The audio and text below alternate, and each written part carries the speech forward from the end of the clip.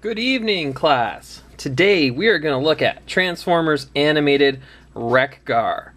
Now, I know the series is over, and I know that for some people this figure has been out for a little while, but for those of us above the frost line, it is relatively new. I haven't seen this one in stores much until about a week ago, and I have to admit, I kind of went back and forth on getting it, and the wife made the decision for me.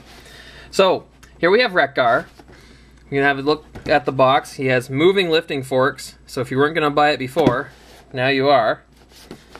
Quick look around the side. There's a great picture of him. I'm guessing that's how he looks on the show. But if we look, it looks like his head is one of those old-style TVs, which is kind of neat. On the back, we've got a picture of how he's going to look like in robot form, the truck, his quote. I don't know if we can see that or not. Anything I can do to help? Okay, I don't know. I didn't watch the show, so I don't know. You know what? I'm not going to read you his description. I'm sure you can read it anyway. Now, we can also get Skywarp and Atomic Lugnut. Now, Skywarp makes sense. It's a repaint of Starscream, and whenever you have a Starscream toy, you have to have a repaint of another Seeker. This one, that's Atomic Lugnut. I should almost buy this one so I can just do a review on this one, because the question is why?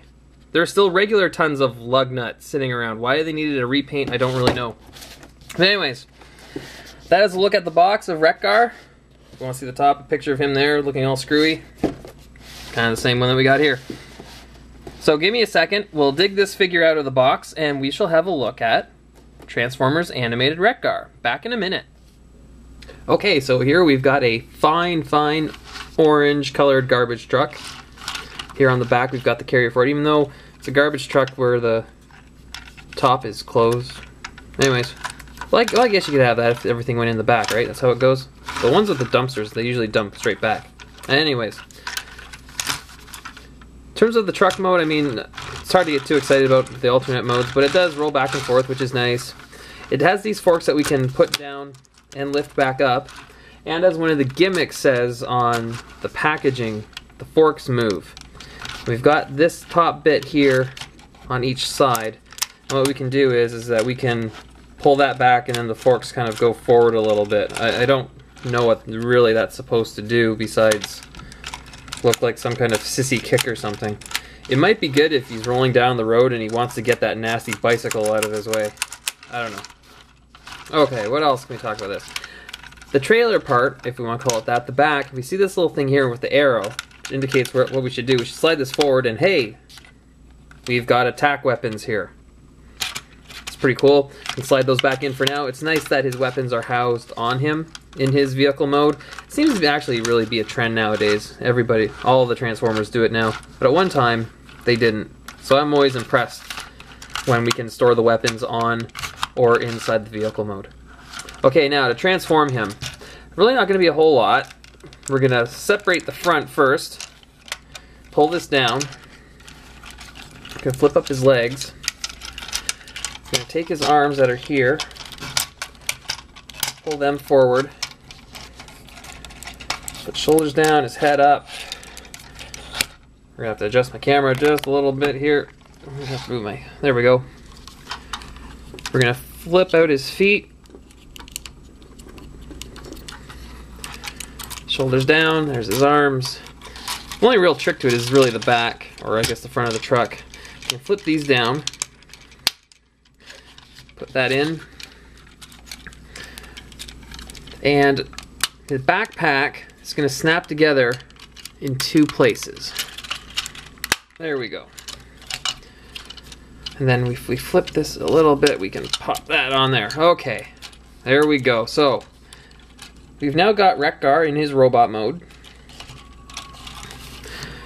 In terms of the color, you know, it's very similar to the kind of color that we saw in the original G1. Lots of orange, different shades. There's like a burnt orange here, and then some other different shade of orange up here. I don't know. It's like one shade of orange, a different shade of orange.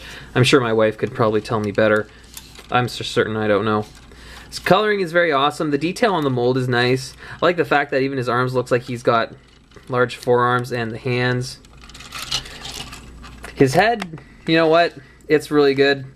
I don't know how well you can see it there, but you've got the little smirk, which is fitting for a character that's voiced by Weird Al, which is actually, I guess, very fitting. Does he ever say that he should dare to be stupid? Does anyone tell me?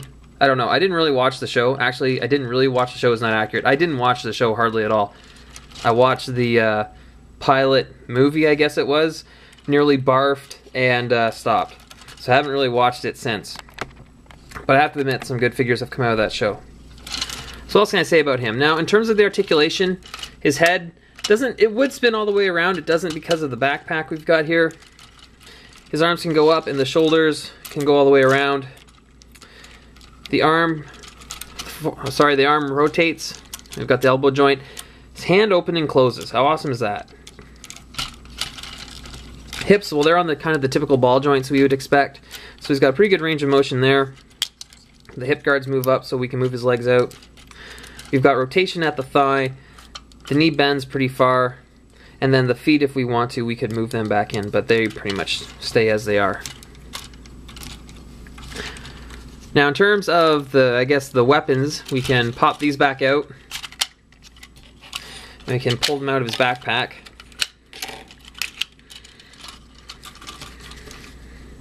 Can we stand him there? Come on. You can do it. Whoa! Okay. That's not gonna last. But anyways, so here we have his bladed weapons. They remind me of the energy blades that the Protoss used in StarCraft. Perhaps Wreck-Gar made his way to Ire at some point. Maybe not. Now, if we look at the bottom of this thing, there's a little black peg, and we can flip that out. What we can do with that then is the one wheel on each of his arms, there, it doesn't have the same bit holding the wheel on. So we can take that and we can put it on his forearm here. We'll see if I can do it. I did it before, I swear. There we go. And then we can take the other one. I think I'd be able to do this by now. There we go. And we can pop it on here.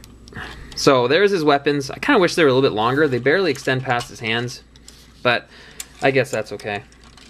Now one thing I noticed is that maybe it's because it's the wheel, they shake a little bit when they're on here. Horrible? Nah. Mildly annoying? Yeah, a little bit. Now in terms of posability, Wreck-Gar is not too bad, but you're not going to get too much. The waist moves a very little bit. Probably would move more if it wasn't for this gray piece here. My major gripe, and I think it's part of the character, is his backpack. As you can see, it's huge. As I said, I think it's part of his character. He collects random things. But it does make him a little bit wobbly when you're standing him up.